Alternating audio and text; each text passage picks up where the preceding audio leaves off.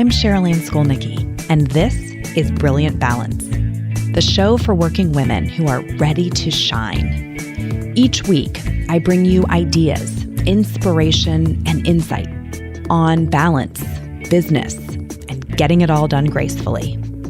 You ready? Let's be brilliant. This is episode 231 of the Brilliant Balance podcast. You're allowed to stay calm. Well, hello, my friends. Thank you for tuning in today. If this topic caught your attention, I can only imagine that you may be having a little trouble staying calm these days. And I want to assure you that if that is the case for you, you are most definitely not alone. In fact, the entire reason that I did this topic and this content is because staying calm is starting to feel like a pipe dream, like something that is imaginary. And wouldn't it be amazing if we could figure out how to do that, given everything that's happening in the world around us and that has been happening now for quite some time? So today's episode that you're going to hear was originally a live stream that I did in our Brilliant Balance Facebook group. And I'm sharing it again here on the podcast today. So I want to just mention, if you want to be a part of those video live streams, if you would like to have this be a two-way discussion, right, where you can chat along and see some video of me actually presenting this, the best thing to do is get on our list so that you know when these are happening. And you can do that by going to brilliant-balance.com/weekly. That's going to take you to the subscribe link for our, essentially a newsletter that we send out every Tuesday. And if you subscribe to that, we typically share when I'm doing these live streams and where they're happening so that you never miss one. We also often will put the replays in there so that you can get to them after the fact if you had something come up and were not able to join us live. So that's the best thing to do. You also can join the Brilliant Balance Facebook group, which I talk about almost every episode. And that's a good way to just stay in the know. You can get notifications about live streams when they're happening.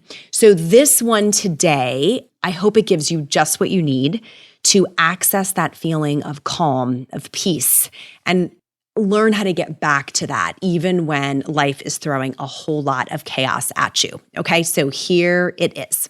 Today's topic, what I wanted to share about today is something that I'm hearing about a lot from the women in our coaching community. It's something I know I personally am grappling with as we deal with the events that are kind of unfolding on a world stage. Sometimes, candidly, struggle with these things when we are privately, managing through challenges. And I think the concept of being able to stay calm is something that I want to be able to share with you in today's broadcast. Okay, so the first thing that I want to do is say thank you for giving me some of your precious time.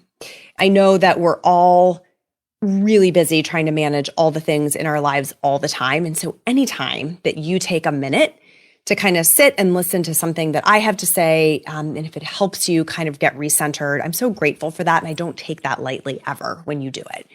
And I want to remind you that if you are not feeling calm, that is completely normal. In the environment that we are in right now, I think it is more rare to feel calm than it is to feel agitated or amped or overwhelmed or stressed, right? We're in a really difficult environment. And so I think that it is actually pretty atypical if you've been able to access any sense of calm. But in order to get us grounded today, I want to kind of start by saying calm is really an internal state.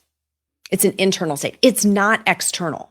And I think sometimes where we maybe get tripped up is we start expecting calm to be sourced externally. And actually, it's something that we can source internally, which means that even in times of chaos, even in times of stress, even in times of great unrest, we can still be calm. We have a lot to process these days. Right? We collectively, as a world, we have a lot to process. And it can feel like calm is inaccessible, right? Anybody feeling that way? Like calm, it's impossible to stay calm. We also can feel like we're not allowed to feel calm when there are people suffering in our midst, right in front of us or kind of out in the world, we can feel like we're not allowed to stay calm, like it's somehow disrespectful of the situation or that we're not doing it right, right? If we find that centeredness, like we're breaking the rules. But being calm is where we find our own center. And it's where we source wisdom. And it's where we think clearly. So finding our way to calm really, if you think about it, isn't optional. It's everything, right? It's the ability to have equanimity as we move through whatever events are unfolding around us. So there is a new book out. Morgan Harper Nichols has this book out. It's called Peace is a Practice. And I love that.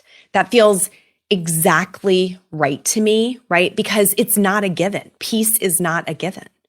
Calm is not a given, right? It doesn't necessarily last. Once we find it and we get that glimpse of how great it feels, it doesn't last. We need ways to come back to it again and again and again, right? But guess what?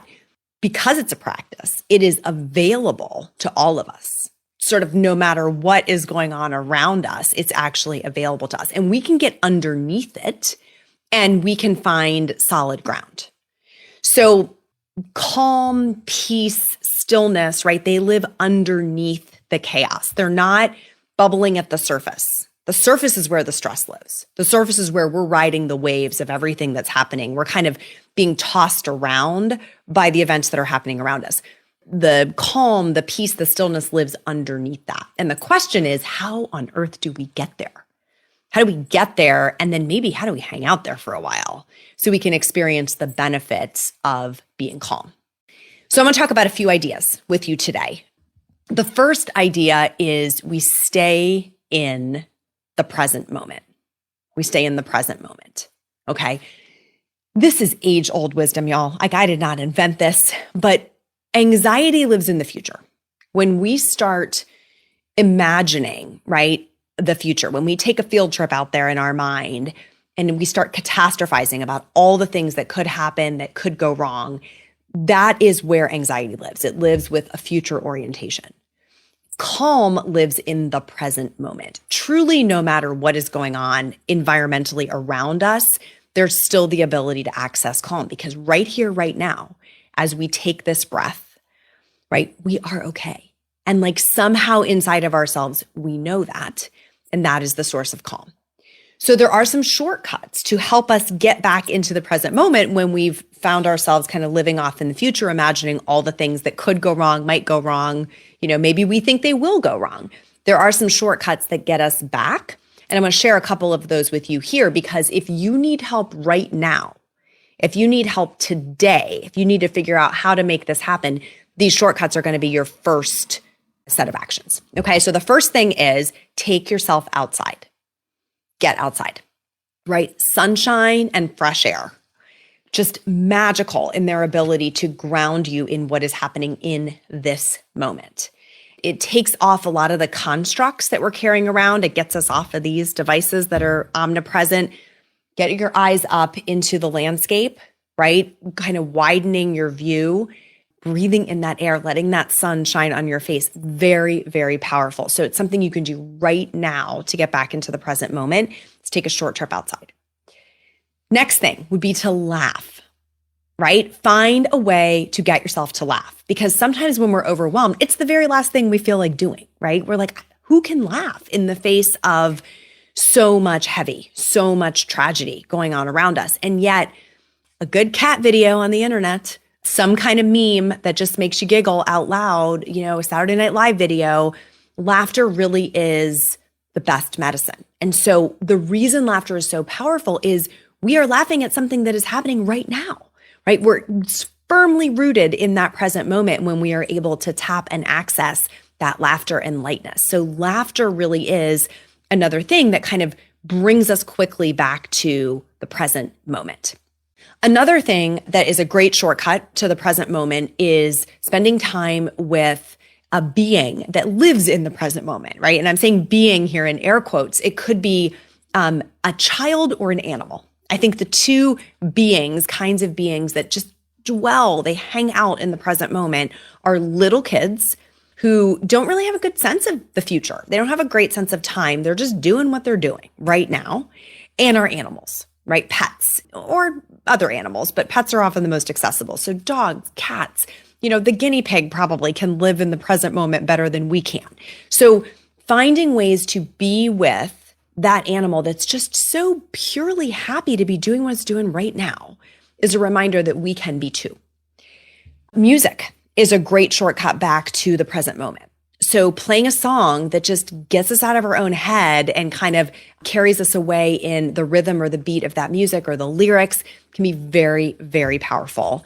I was watching a movie with one of my kids a couple days ago, and there was music in this movie that I was so incredibly joyful and happy for the few minutes that song was playing. I can't even describe it. It was like an out-of-body experience to just get swept up in the rhythm and the beat and the lyrics of that song, right? It took me back to another great set of memories and a vibe that I was loving. So music has that power. It kind of speaks straight to our hearts sometimes.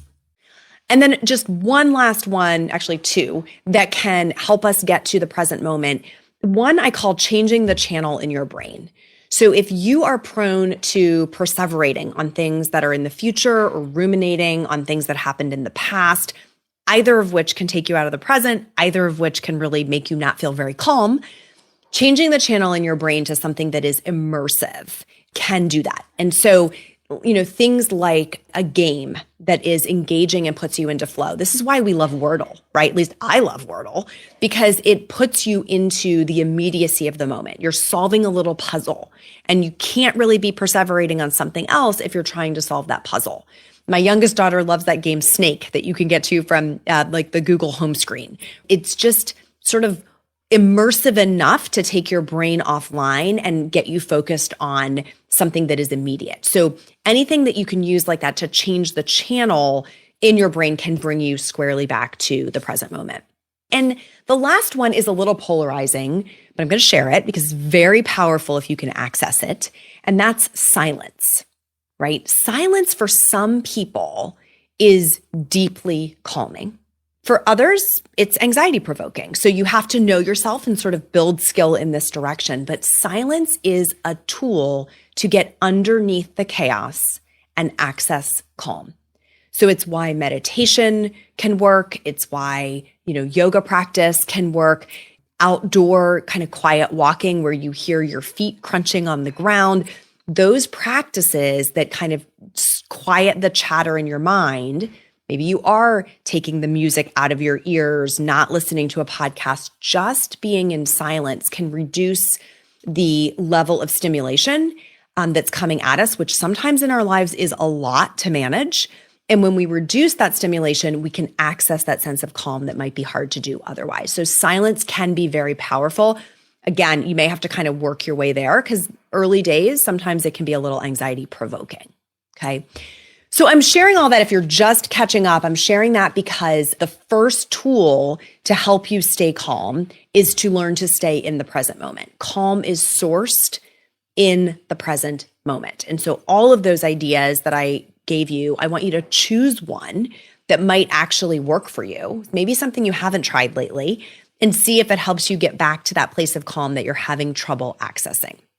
Notice that I did not say constantly refresh your newsfeed and read every single article about things that are tragic, things that are happening in the world, right? Because what a lot of us are doing is that. And so we went through, if you're my age, we've lived through several eras of this now where we get really swept up in a news cycle and everything is alarming and everything is causing stress and panic. And we feel obligated to stay in that news cycle. And all I am saying is that is going to do the opposite of invoking calm. Okay, we want to be able to have measured ways in which we stay informed, and we want to take action where it's appropriate, and then we want to stay calm while we're doing it. That staying calm is the focus of what I want to talk about today, okay? Beyond staying in the present moment, the second sort of big thing that you can do to stay calm is what I call talk back to your nervous system. Talk back. Right? Mom told us don't talk back, and I'm saying talk back specifically to your nervous system. So your nervous system in this context is what I'm going to call like your fight or flight mechanism, right? It's the thing in your body that's making you feel like you're on high alert. Like something bad could happen at any moment, or it already is. And so you better be ready to run or fight if necessary.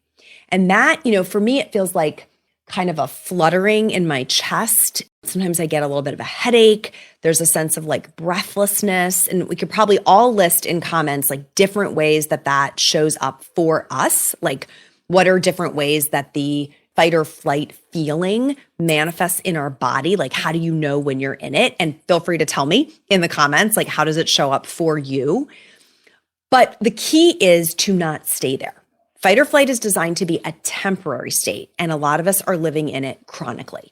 And in order to get out of it as a chronic state, we have to learn how to talk back to our nervous system. So the best way to do that is to figure out where can you exert control.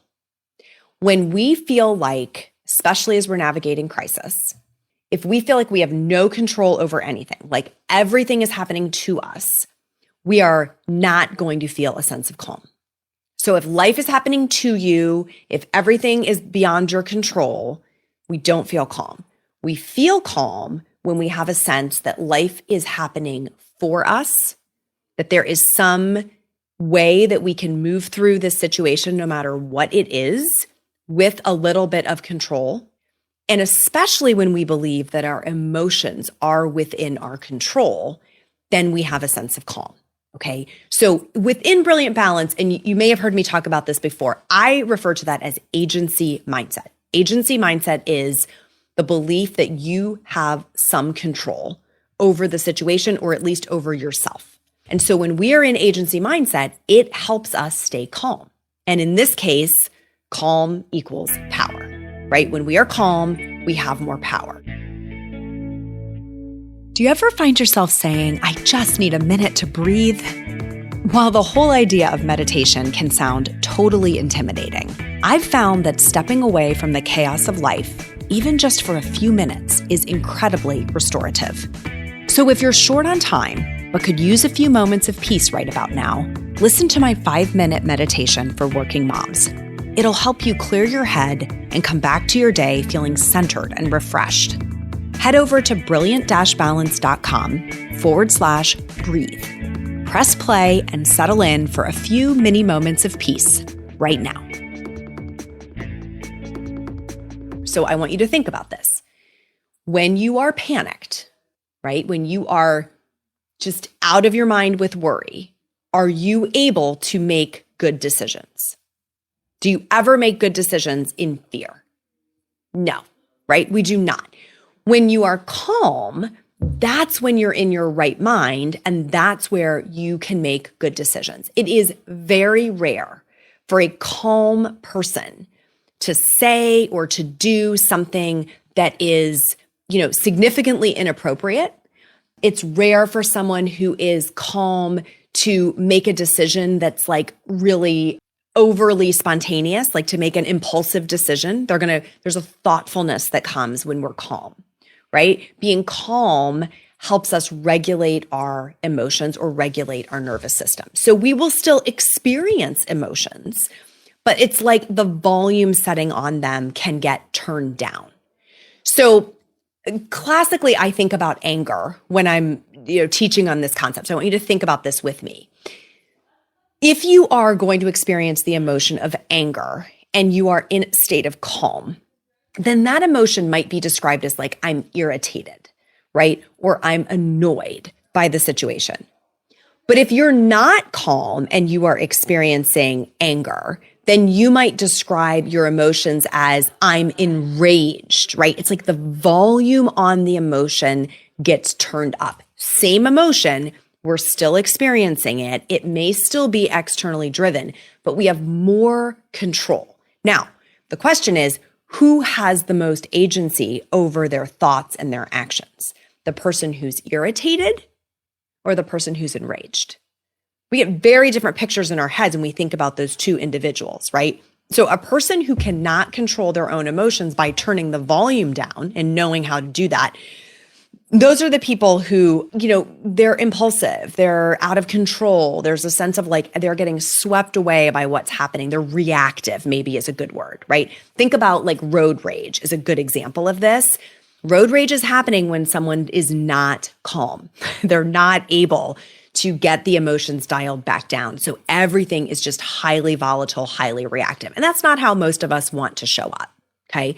So those emotions that we're trying to learn to control, they come from our thoughts and the stories that we tell ourselves about our thoughts. And so when we learn to kind of take a beat after receiving information that's going to form its way into a thought and then ultimately provoke an emotion, when we learn to take a beat as we get that information in, then we can control the emotion. So let's use the news cycle again. A lot of us are glued to the news, watching what's happening. Pay attention to your heart rate. Pay attention to your rate of breathing as you are taking in the news information, whether it's in your social media feed or you're watching it on TV or you're reading it in a paper, however you're getting your news. If you are not taking a beat to process that information and ask yourself, what is the story I'm telling myself about this, right? Where is fear entering in? Where am I starting to feel out of control? Where is panic starting to rise up in my throat? If you're not taking that beat, then you are susceptible to being swept away by that information on like a wave of emotion. By contrast, if you can learn to take the beat, when you learn to take the beat and to ask yourself that next question, how did that feel? So all of you who consumed news in some way this morning, like you woke up, rolled over, probably picked up your phone, scrolled through and got the headlines. Did you then ask yourself, how did that land for me? How am I feeling after learning that information? Am I taking any time at all to process it, really think about how it landed for me, what it means to me? Is there an action I need to take here? Is anything actually happening to me, right? If we're not taking that beat, we risk being swept away in the emotion. So here is something that we can do to help us take that beat. After we have gotten information that is unsettling, something is happening externally and it is freaking us out, we can use a breathing technique to bring ourselves back to center. Breathing activates what's called our parasympathetic nervous system. It's the antidote to that fight or flight mechanism. It's our calming response. So the technique that I have come to love is called the Physiological Psi. Physiological Psi is something that we do instinctively when we're recovering from being upset. So when I do this for you, you're going to hear it and think, oh, I've heard that before. Like when a baby cries and they're starting to recover, I've heard this noise. So a physiological sigh is 2 short inhales through your nose, followed by an extended exhale through your mouth. It sounds like this. Right? If you think about that noise, you go, where have I heard that before? Oh, I've heard that when a baby is coming down from a crying jag, right? Sometimes we also have heard our dogs do this when they're, lying their little snoots on us and they're laying down for a nap. That same physiological sigh is instinctive. It happens when the carbon dioxide levels in our lungs and our bloodstream get too high, right? Which can be caused by stress. And then the physiological sigh helps bring that back in balance. But good news is we can do that proactively. We can take that same response and we can do it proactively to bring ourselves back to center. Okay, so carry that with you today, that the physiological sigh is something that you can use when you need to take a beat between receiving information that is starting to freak you out and your emotional response to it. You can regulate that response by using your breathing. You can voluntarily activate that calming response. Okay, so that's the second thing I wanted to talk about today. First one was getting yourself back into the present moment. And I gave you a bunch of shortcuts about how to do that. The second one is to talk back to your nervous system, to say, I'm not going to get swept up in a wave of fight or flight response. I'm going to keep my conscious brain online. I'm going to use a short breathing exercise to reconnect me with my centeredness. And I'm going to move forward with a sense of calm instead of in a state of panic. Okay? That's the second thing. The third thing that I want to give you to think about how to stay calm is to really grapple with your relationship with the word control. Okay? This is hard for a lot of us. It's hard for me. So calmness comes when you have controlled what you can and you have given yourself permission to release the rest. I find that I can get really tangled up in a stress response if I am trying to control things that are outside of my control, right? Trying to change the unchangeable, in other words. It's just not productive. I also can get swept up in a stress response if there are things I could change and control and I haven't done it yet. So learning to control what you can and release the rest is a skill that you can build. I always think about the Serenity Prayer when we talk about this. I think it's exactly the wisdom that's rooted in that prayer. And this is a good time to be thinking about that, right? That we want to be able to change the things we can. And we have to understand that there are, in fact, some things that we cannot change, right? That require acceptance. So accepting the things I cannot change, having the courage to change the things I can. And then, of course, the third part of that prayer is the wisdom to know the difference. And that may be the hardest part of all. So there is calm in surrendering what we cannot control. There is peace in that, which can deliver a sense of calm that I think we are all yearning for. And taking control of what we can. What action can I take? What attitude or response can I be in control over? Where can I bring a sense of order to my time? Not, giving all of it to the news cycle. Where can I bring a sense of order to my immediate environment? Where can I put light and kindness into the world to counteract darkness? Those are things we can control. And so I would encourage everyone listening to do that, to exercise control over what you can, and also to practice releasing what you cannot. There are things that will happen around us now and into the future that are beyond the edges of our control, and we will need to learn to release them. And then the last thing that I want to talk about as a way to access calm is really about steering toward something that has purpose and meaning, right? There is great calm. There is great peace when you are confident that you are steering yourself towards something that matters, right? When you're using your time, your gifts, your talents, your energy in service to something probably bigger than you, bigger than yourself, that really matters. And by the way, this does not have to be, matters with a capital M, like you're going to go win an award for what you're doing. This means it has to matter to you. You have to have deemed it worthy of your time and attention, not just sort of spinning out like a hamster. I call this hamster wheeling. You're just running so hard, but toward things you can't really affect. You're just really, really swept up in a motion cycle, and it's not taking you anywhere, right? So stressing goes in this camp. Consuming news, like compulsively consuming news in a way that you cannot do anything about. You're just trying desperately to stay informed about everything. Compulsively doing work, but having it be like busy work, stuff that isn't really moving you in a direction that you want to go. All of that I classify as hamster wheeling. And instead, what we want to do is really have a sense every day when we get up of like where I am going to go invest my time, my energy, right? My one wild and precious life. Like, what am I going to invest that in? And can I go to bed at night with a sense of calm, a sense of peace in knowing that I did something today that was of service, right? To others, I did something that was a good use of my gifts, my talents, my time. Over time, these deliver like slow release calm. The things I talked about at the beginning are like quick hits of calm, like going outside, petting an animal, right? That's like a quick hit of calm, and it's really powerful, but it's maybe short-lived.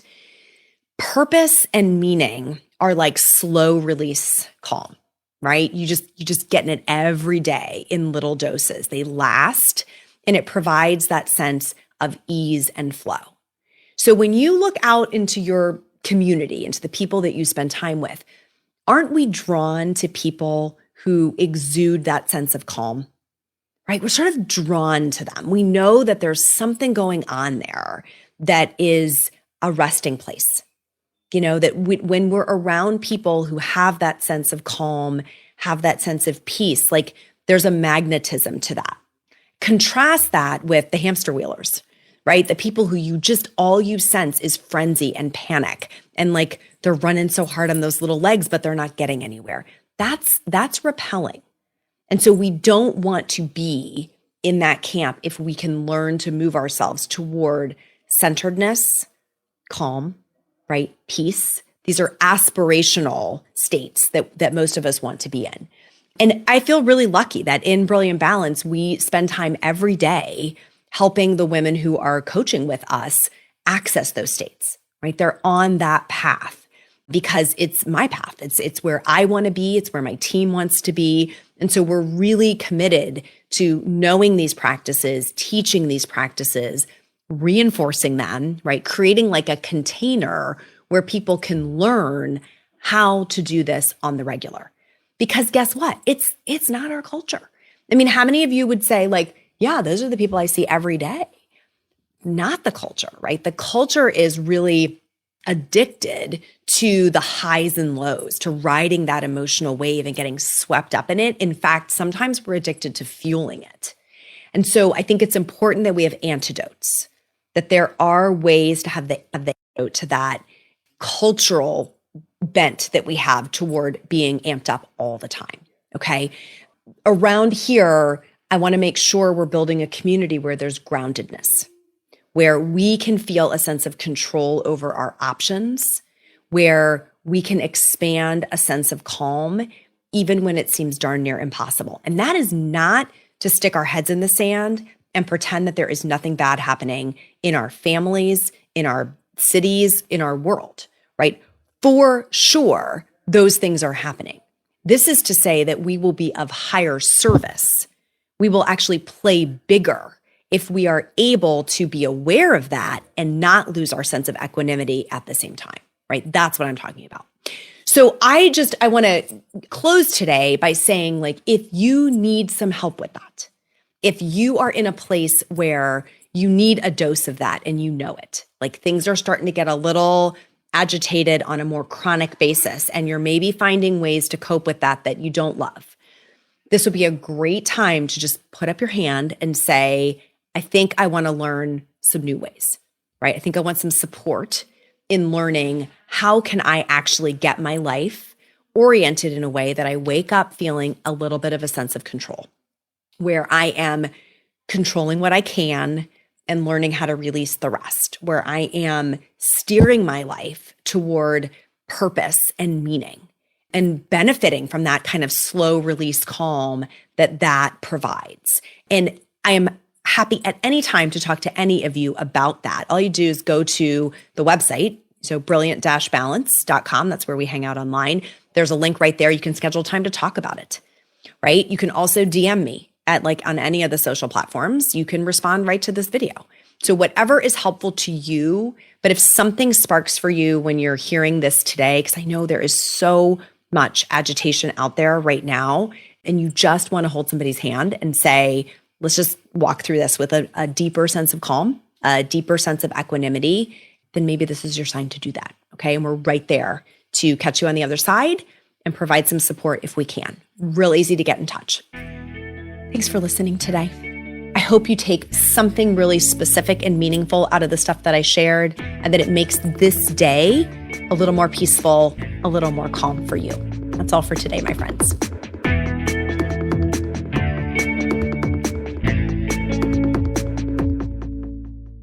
This is thepodcastfactory.com.